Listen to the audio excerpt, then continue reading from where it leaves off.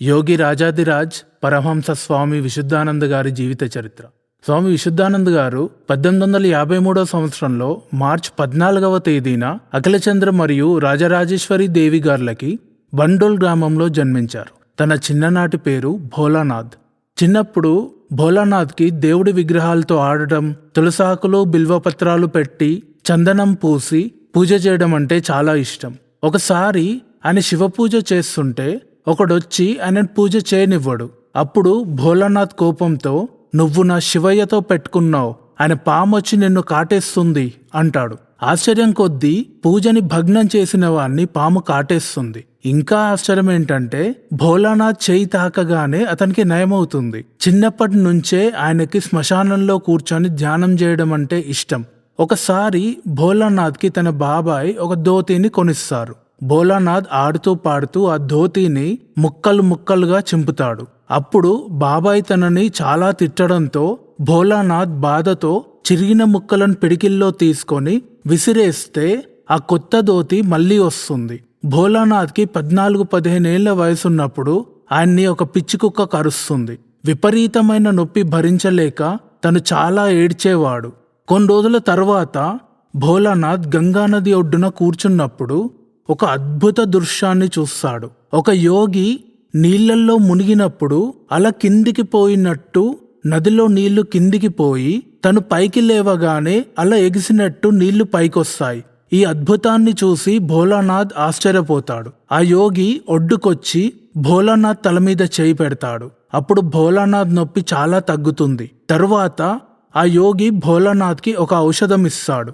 కొద్దిసేపట్లోనే భోలానాథ్ నొప్పి పూర్తిగా తగ్గిపోతుంది. అప్పుడు ఆ యోగితో, భోలానాథ్, నా ప్రాణాలు కాపాడిన మీరే నా గురువు, దయచేసి నన్ను మీ శిష్యుడిగా స్వీకరించండి అంటే ఆ యోగి, నీ గురువుని నేను కాదు, సమయం వచ్చినప్పుడు నిన్ను ఆ మహాపురుషుని దగ్గరికి తీసుకెళ్తాను, అంతవరకు సుఖాసనంలో కూర్చొని ఈ మంత్రాన్ని జపించు, నువ్వు శుద్ధి అవుతావు అంటాడు. కొన్ని సంవత్సరాల తరువాత భోలానాథ్ జ్ఞానోదయ సమయం ఆసన్నమవడంతో ఆ యోగి భోలానాథ్కి మరియు అతని స్నేహితుడు హరిపాద్కి కళ్లకు గంతలు కట్టి రాత్రంతా ప్రయాణించి తెల్లవారేసరికి వింధ్యాచల్ పర్వతం మీద ఉన్న వింధ్యావాసిని అమ్మవారి గుడికి తీసుకెళ్తాడు.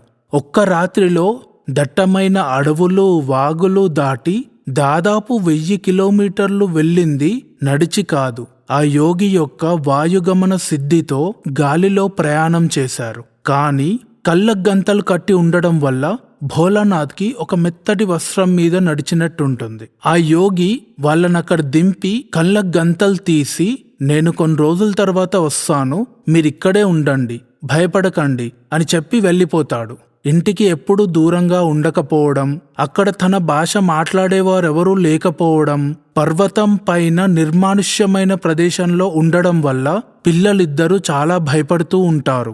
రాత్రి పడుకునేటప్పుడు వాళ్ళకి ఎలుగుబంటి అరుపు వినిపిస్తుంది. ఆ శబ్దం విన్న ఇద్దరు పిల్లలు చాలా గట్టిగా ఏడుస్తారు. అప్పుడు ఆకాశం నుండి ఒక ప్రకాశవంతమైన జ్యోతి వస్తుంది. మూర్తీభవించిన ఆ భైరవీ మాత పిల్లల ముందుకొచ్చి వాళ్ళను ఆశీర్వదిస్తుంది. భైరవీ మాత భోలానాథ్తో ప్రేమగా, నాయనా, ఎందుకింత ఏడుస్తున్నావు?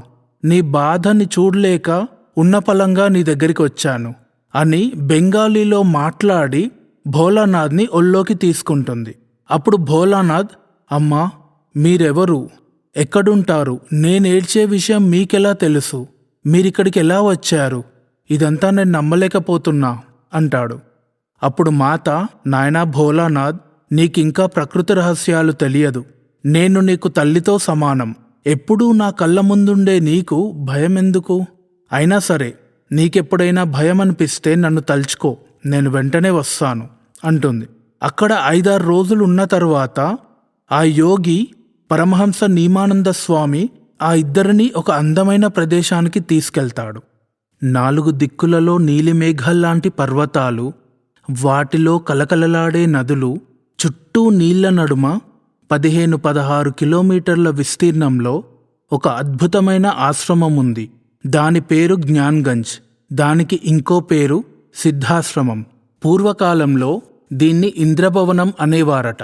సిద్ధాశ్రమంలో వివిధ గ్రంథాలలో వివరించబడ్డ విద్యలను నేర్చుకునే విద్యార్థులు మరియు చాలా మంది సిద్ధ పరమహంస యోగులుంటారు. ఆ సిద్ధయోగుల వయసు 300-400 సంవత్సరాల నుండి 1000 సంవత్సరాల కంటే ఎక్కువే. అక్కడ ఆధ్యాత్మికంగా ఉచ్చస్థాయిలో ఉన్నవారు అసలేమీ తినరు. ఆ స్థాయి తగ్గిన కొద్దీ ఆహారం మోతాదు పెరుగుతుంది. భోలానాథ్ గురువుగారు శ్రీమద్ మహాతప గారి వయసు 1200 సంవత్సరాల కంటే ఎక్కువే.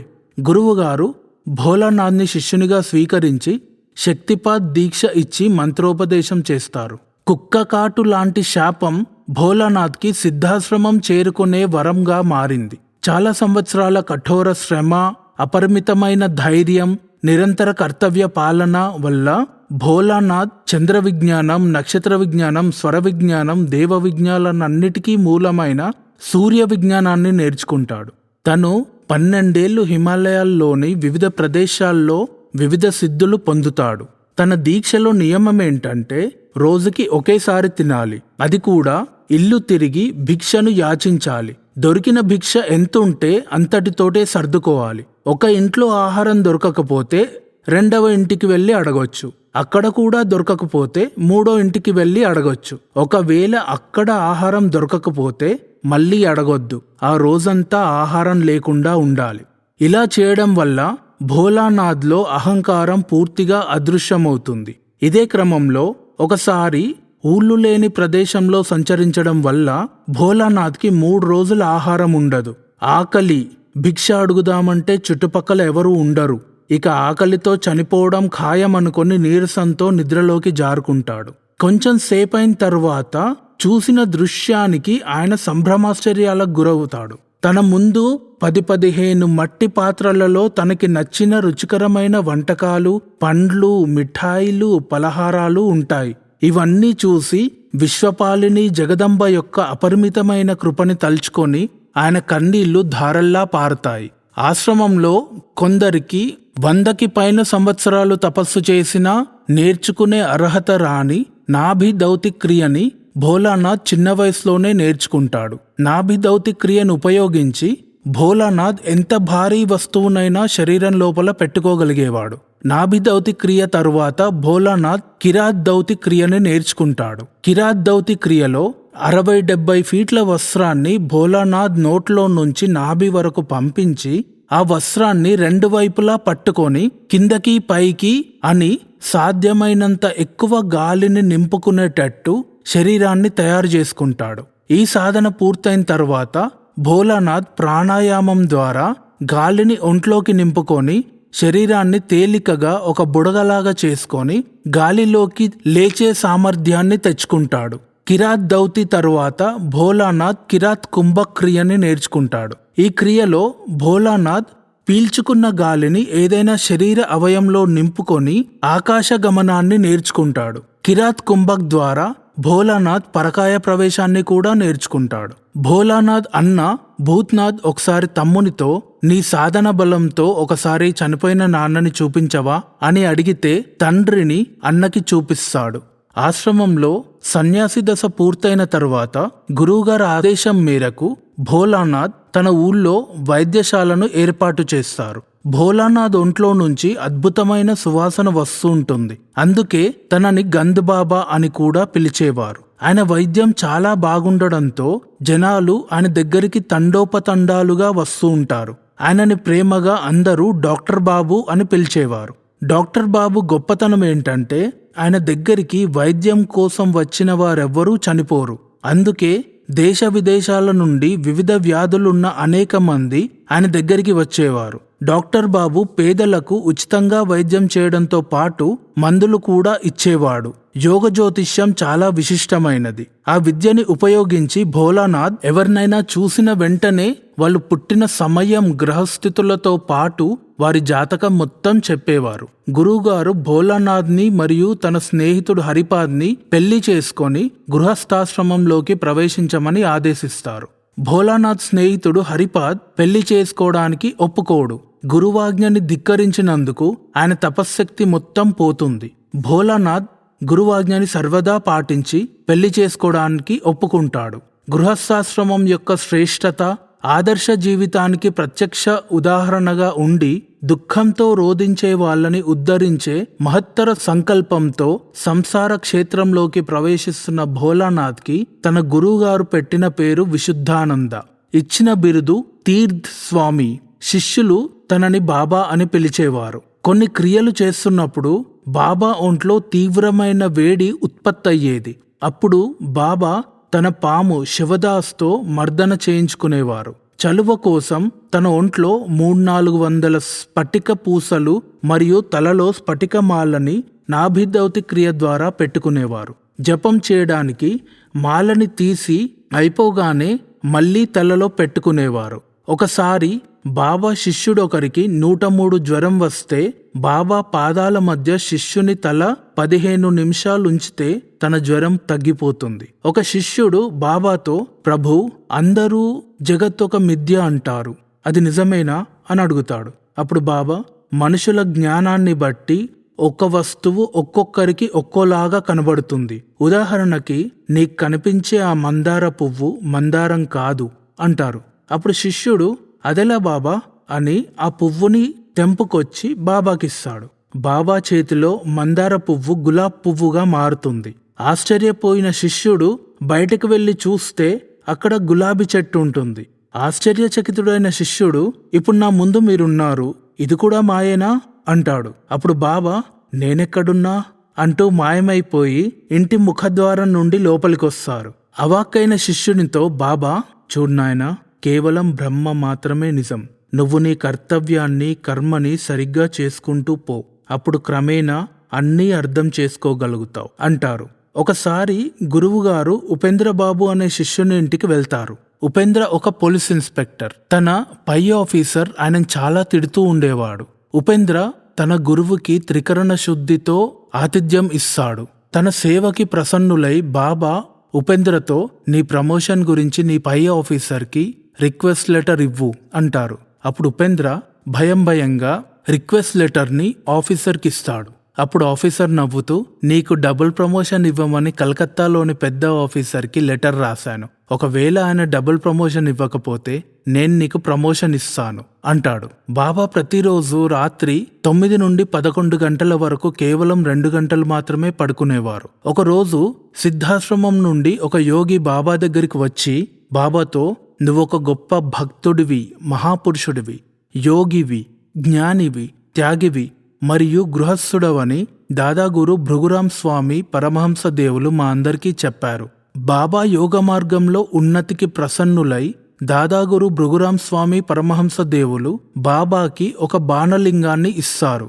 శక్తివంతులైన యోగులు తప్ప మామూలు వాళ్ళు ఆ లింగాన్ని ఏకాగ్రతతో చూడలేరు. ఆ బాణలింగం మరొక ప్రత్యేకత ఏంటంటే అది ఒక్కో సమయంలో ఒక్కో రంగు మారుతుంది. చాలా రోజులు బాబా ఆ లింగాన్ని తన తలలో ఉంచుకుంటారు. తరువాత దాదాగురు ఆదేశం ప్రకారం బండుల్ గ్రామంలో బండులేశ్వర్ పేరుతో ఆ బాణలింగాన్ని స్థాపిస్తారు. తీర్థ స్వామి దశ పూర్తయిన తర్వాత గురుదేవులు బాబాని పరమహంసగా గుర్తిస్తారు. ఎలాగైతే హంసకి పాలకి నీళ్ళకి మధ్య స్పష్టమైన తేడా తెలుస్తుందో అలాగే ఆత్మకి శరీరానికి తేడా స్పష్టంగా తెలుసుకొని పరమాత్మలో ఆత్మని విలీనం చేసిన వారిని పరమహంసగా సంబోధిస్తారు. ఒకరోజు బాబా క్రియని ఎలా చేస్తారో చూద్దామని ఒకతను బాబా గదిలోకి దొంగతనంగా ప్రవేశిస్తారు. బాబా యథావిధిగా పూజ గదిలోకి వచ్చి వాయుక్రియలో భాగంగా ఊపిరి పీల్చుకోవడం వల్ల ఆ గదిలోని గాలి మొత్తం స్తంభించడం వల్ల దొంగతనంగా వచ్చిన వ్యక్తికి ఊపిరాడక గట్టిగా అరుస్తాడు. అప్పుడు బాబా గాలిని వదిలి అతను కోలుకున్నాక, నేనే కాదు, ఏ యోగి క్రియ చేస్తున్నప్పుడు రహస్యంగా చూసినా అది ప్రాణాలకు ప్రమాదం అని మందలిస్తారు. బాబా ఒకసారి పూజగదిలో నుంచి 2 రోజులైనా రారు. అప్పుడు ఒక శిష్యురాలు కంగారుపడి పూజగదిని తెరిచి చూస్తే బాబా ఒక శిశువుగా మారి జగన్మాత ముందు ఆడుకుంటూ ఉంటారు. ఒకసారి స్వచ్ఛమైన బ్రాహ్మణుల సామర్థ్యాన్ని చూపించడం కోసం బాబా దూరమున్న శాలువాకి తన కంటి చూపుతో నిప్పంటిస్తారు.